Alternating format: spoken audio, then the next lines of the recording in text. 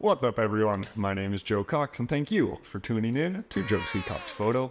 As always, we do have some new fake plants in this case for the video. Second, this is an unscripted video. And third, this video will cover my own personal workflow, so there will be some things included, some things excluded. In case you missed our last video, you should be able to find that on the screen now. But in that video, we were still working in Adobe Lightroom, specifically the Develop module, and we had gone over that transform panel in there. Today, we are still working in Adobe Lightroom, specifically the Develop module, and we are going to be covering that effects panel in there today. So let's go ahead and dive on in. First thing you will notice is up top, we are in the Develop menu module, up here. And then to get down to our effects panel, we're just going to go down and to the right and click that open. So you will notice we do have two kind of big areas that we can play with in here. So either post-crop vignetting or grain.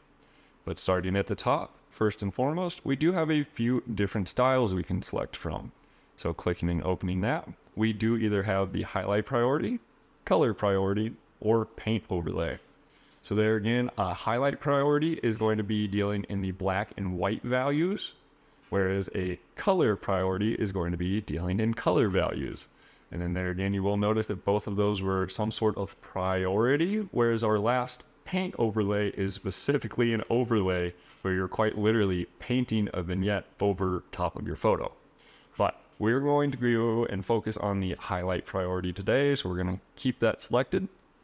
The first bar we do have is this amount slider. So if we click and drag it left, we get some black vignetting into our photo. If we click and drag right, we get some white vignetting into our photo. And actually, let's keep that somewhere in the blacks. And then midpoint, pretty self-explanatory. Where is the midpoint? Do you want it closer to the midpoint, or do you want it closer to the edges of the photo? Kind of move that closer. Roundness, same thing. Do you want it to be more of a rectangle vignette, or do you want it to be a perfect little circle vignette? Feather, do you want it to be a hard contrasting edge, or do you want it to blend very smoothly? Highlights, a little bit different, and you'll be able to notice down low mostly, but highlights are kind of making a natural blend to the photo. So instead of, there again, they're highlights, they're bright lights compared to everything else, so they shouldn't really be getting covered when they're being so reflective and providing so much light. Hey you, yes you, quick interruption to your video. Did you know that I also make merch for this channel? I've got things like coffee cups for you. I've got you covered with wall art. I've even got you covered with hoodies and other apparel. Just check out all of this good stuff. So not only are your purchases going to supporting this channel and helping others become more educated on photo and video, but a portion of those proceeds also get donated to the Simplify in America's Fund. So not only are you helping out this channel right here, but you're also supporting the men and women who served in our armed forces. That is kick-ass of you. Way to go, you. But check out the link in the description down below. Go find something you absolutely adore, and let's continue to all support each other out here. It's tough out here, it really is. But I love you, you're each beautiful people, and you know that. But otherwise, let's get you back to your video now. So there again, at 0, you don't let any of those highlights through, but all the way at 100, you let all the highlights through. I personally do like to raise the highlights, especially when in highlight priority, because it makes things appear a little bit more natural. Moving down into grain, that is exactly what it sounds like. You're adding graininess to the photo, or you could kind of call it noise, but they do specifically call it grain in this case. For our example, I am going to zoom in real quick. And now, if we go and boost the amount of grain all the way to 100, you'll notice we just added a ton of grain into our photo.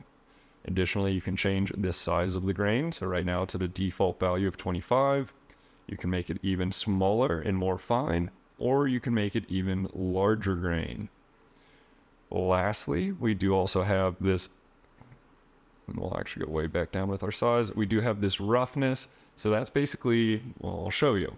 It either gets much more uniformed and precise, there's a lot of them, or it gets kind of random and jumbled and there's a lot of bigger gaps. You can kind of see like a little bit more dark, big gaps in there, whereas roughness of 0 is very fine detailed, almost like sand. But that is going to cover today's video. So the effects panel, pretty good stuff. Adding vignetting or some grain to your photo. But otherwise, I do appreciate y'all tuning in. As always, don't forget to subscribe. Don't know why I just said that so weird. But yeah, don't forget to subscribe. I am releasing a lot of information, and I'd hate for you to miss out. But thank you. I will catch you next time.